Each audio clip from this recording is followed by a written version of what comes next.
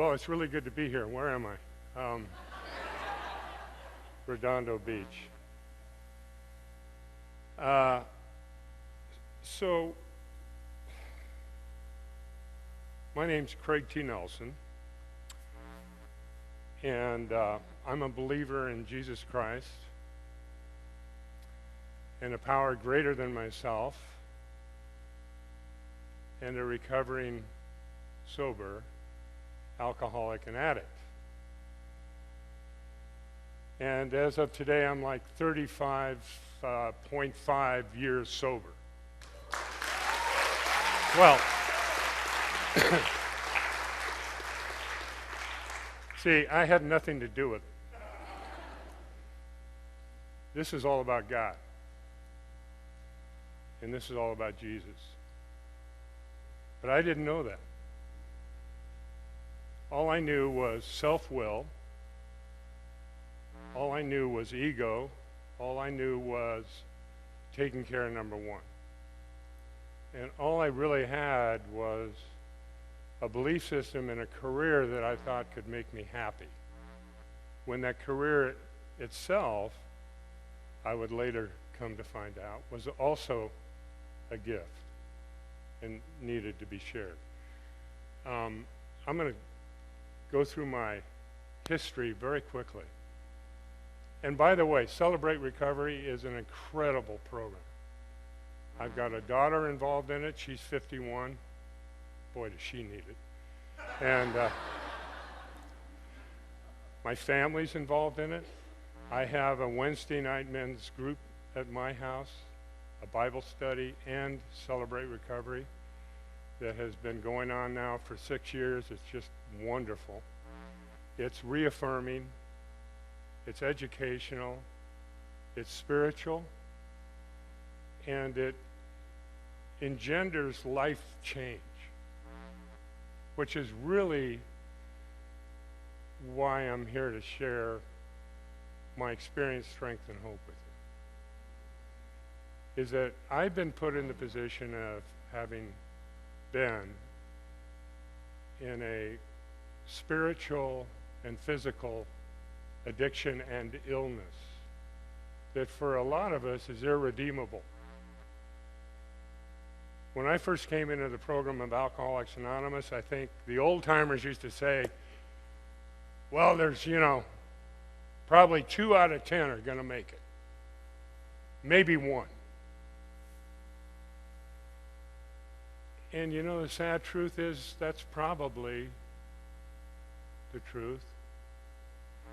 Now with the opioid addictions, all of the ancillary stuff that's going on, all of the things kids can get into these days, not to mention pornography, not to mention all of the other addictions that our flesh is heir to and lays claim to, as if it's going to fix anything, has become more predominant, and we see it more and more and more. I see it in my own family.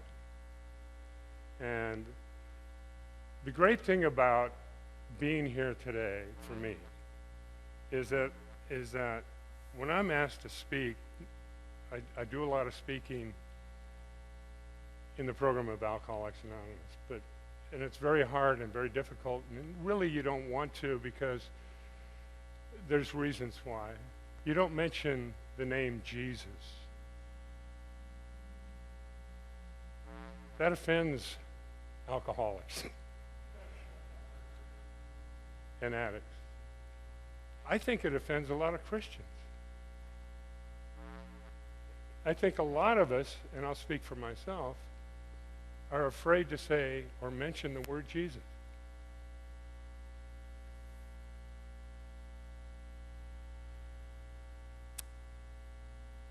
It means that we have to undergo a change.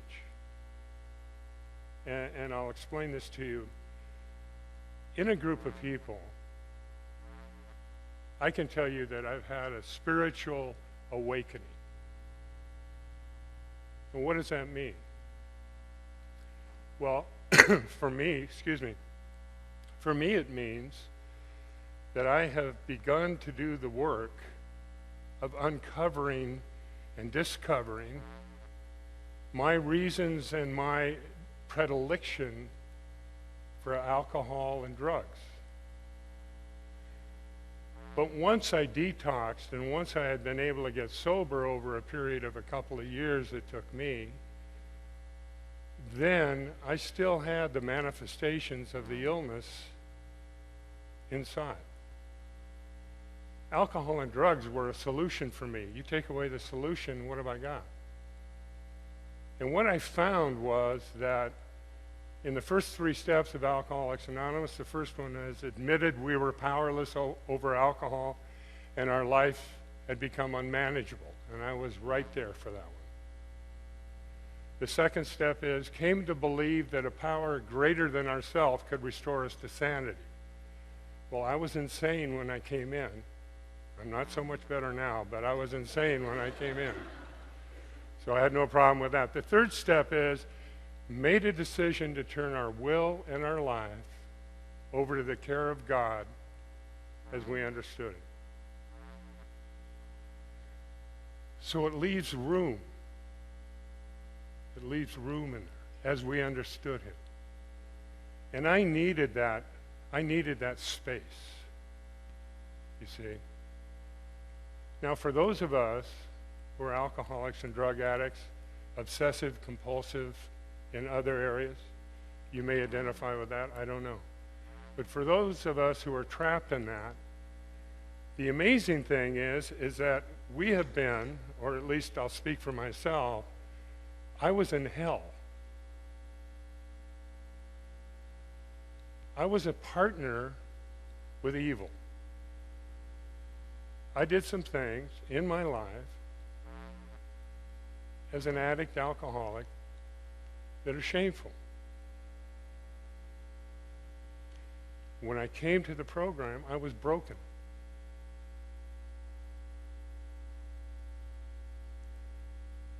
Broken beyond repair, I thought. Alcoholics Anonymous was my last hope. You know, I didn't go on a whim. Gee, I wonder what they're doing at Alcoholics Anonymous today. Probably should check it out. Could be fun. I went because I had to go. I had to go. There was no hope. I was broken.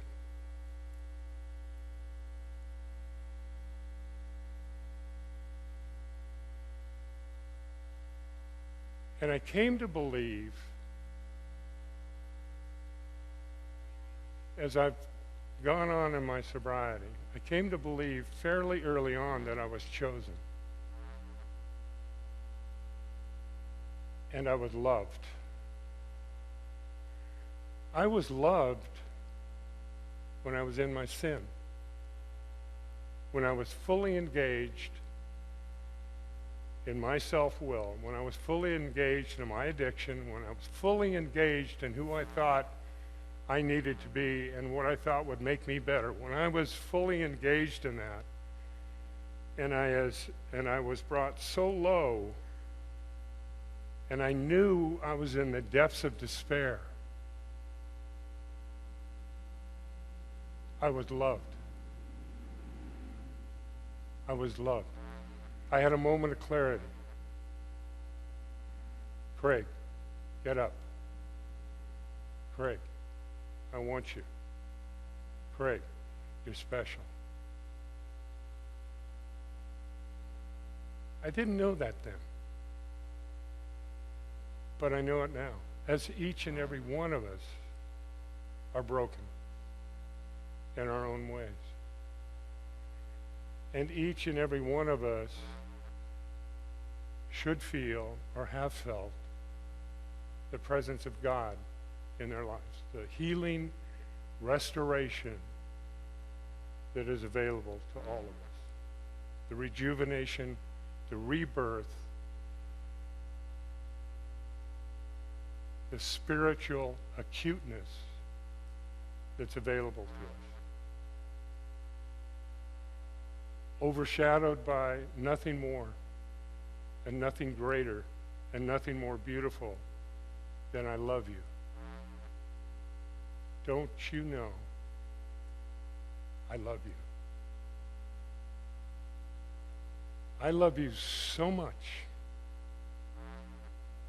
I came and got you.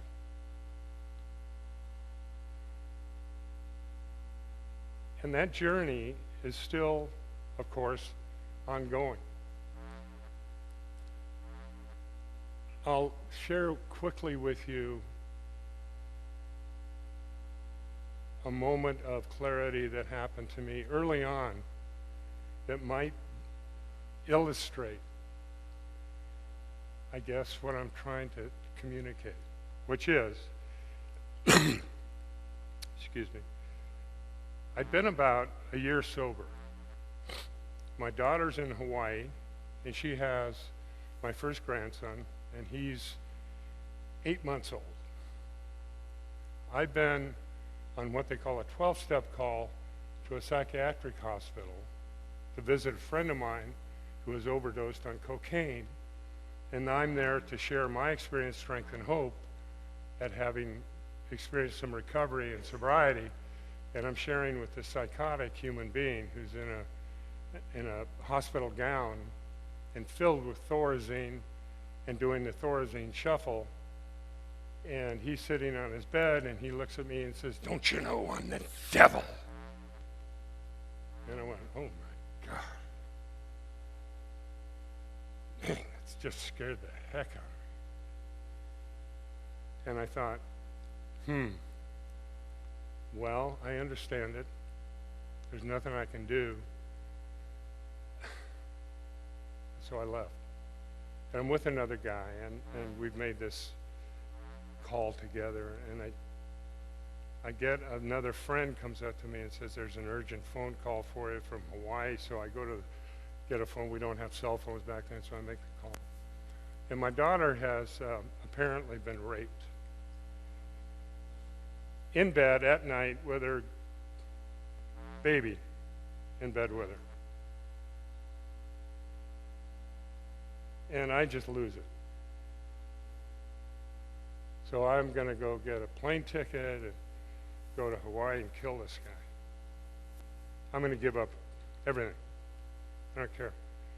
And my friend says, "Why don't we go to a meeting first, and then you go kill him?" So I go to a meeting, whatever. And so I share what I'm going through, what happened. I mean, it's just crazy. And it's a pretty big meeting. And it happens to be a men's stag, and it was a meeting that I really got sober in. But anyway, so I share. I'm going to, this happened. Guy raises his hand. I'm a rapist.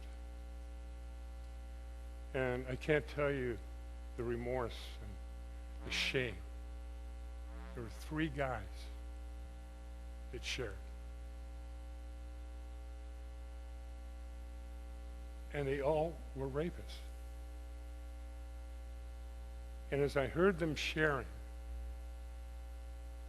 I realized that their experience was mine.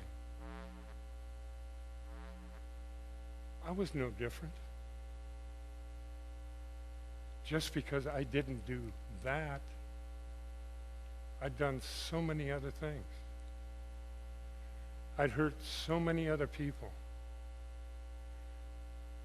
The option to hurt, the option to strike out, the option to become self-righteous was taken away. And I just had this feeling of sadness and gratitude. Thank you, God, for showing me how connected we all are in our sin. Each and every one of us. There's only one worthy. And that was a really clarifying moment for me. And I've really tried to apply that in my walk because I have a tendency to be very self-righteous and very judgmental. And I've learned, or am learning, that the whole purpose of this involvement with Jesus, with God, with the Bible, with His Word, is about uncovering the mystery and the majesty of reclamation and rejuvenation. And change.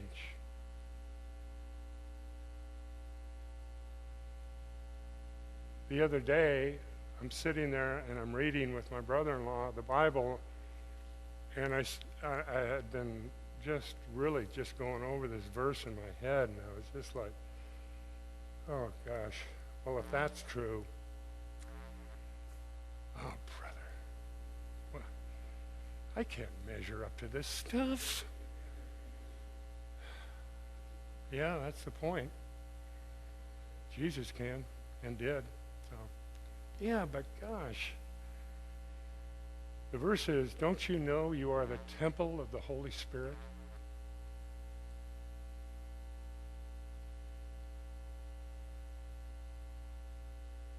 Huh? Me? Don't you know that you are the temple of the Holy Spirit? He resides in you. Oh, man. You know, even at 2:30? I mean, and it really got me to thinking about I want to say inadequacy.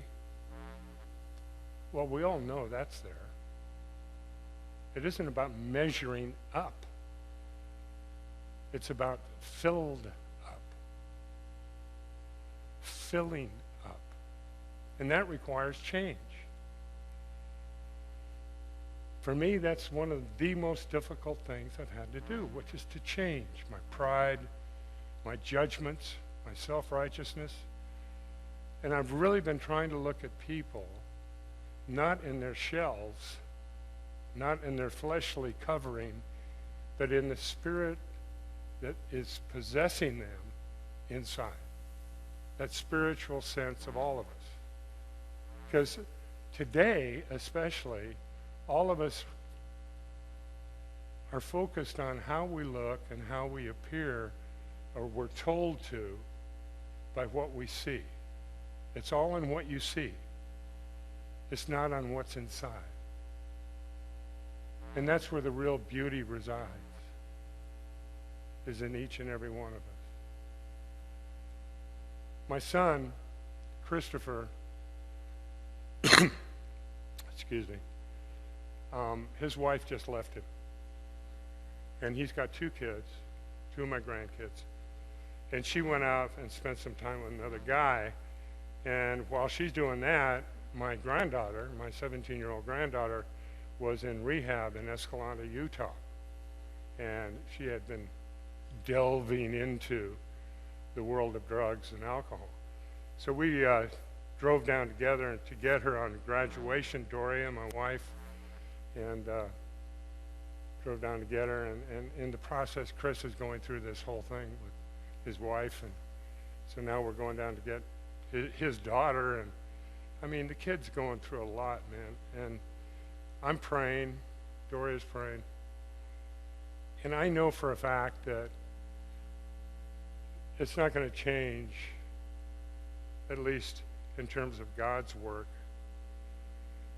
until Chris has reached a pitiful and comprehensible demoralization, a point where he's no longer thinking he can control the situation himself, but gives it completely and totally and utterly over to the care of God. And you know what that takes. That despair it's horrible to have to watch a child go through it. It's horrible to go through it yourself, but sure enough, we get Taylor, bring her back. She goes back to doing what she was doing. She'd been there 5 months in rehab, 4. Anyway, so she's back running, and Chris is trying to get his life. So He calls me one morning, and he's on his way to his bedroom to commit suicide. He's had it, he can't. And so all I had left was to pray. So my daughter calls me and she said, what do we do? What do we do? And I said, we can't do anything. God can do everything. I said, I tell you what, why don't we call AA, call the suicide prevention hotline, and then call the pastor from his church and see if you can't get him. Well, she got the pastor from the church, which is extraordinary because he's really busy, on the first ring.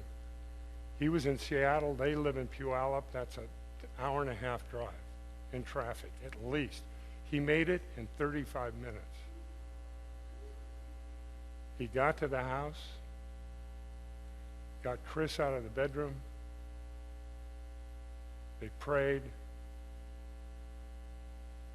Chris was in, as I said, complete, utter demoralization, surrendered his life to Christ.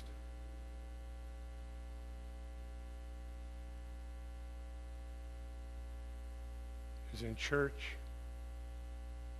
I speak to him every day.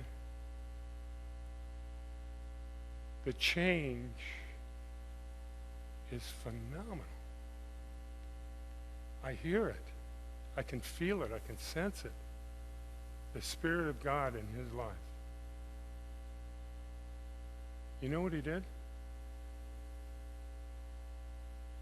He took her back. He took his wife back. He loves her so much. They're in counseling together. They're going to church together. The life experience that they are going to share, the beauty of healing that Jesus has brought into their lives is extraordinary. I don't know. I don't know the end of that play. What does it matter? What matters is the process. What matters is each and every one of us coming to that decision.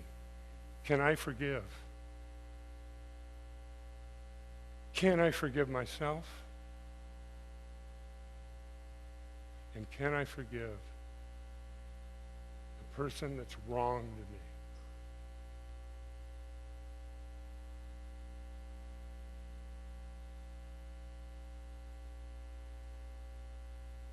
And that's the beauty.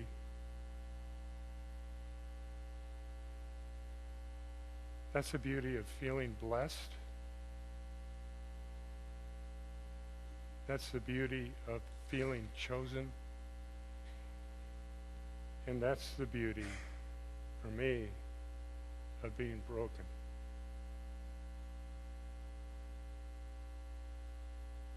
On a daily basis. Don't you know who the hell I think I am? Oh, really? And I'm very, very fortunate because I have a wife that reminds me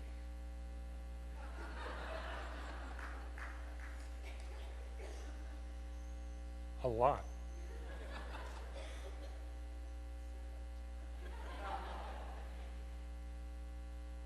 And I'll just end on this. The beauty of our relationship, we've been together 35 years.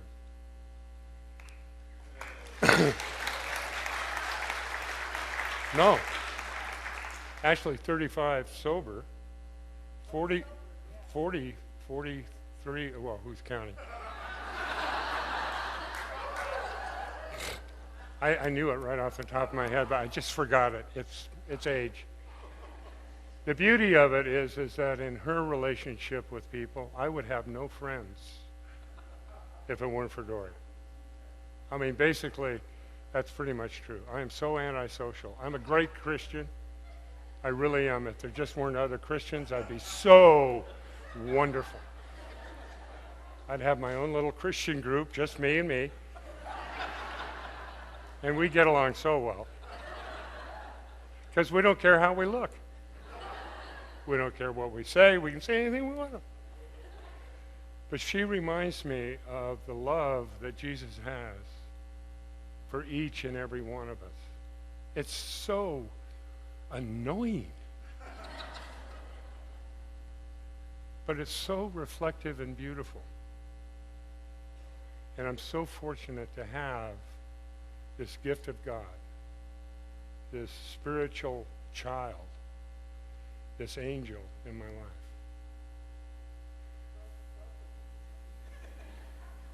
Yeah, you're broken. Anyway, it's really good to be here, Phil. I just thank you so much for asking me to do this, and I'll just leave you with this.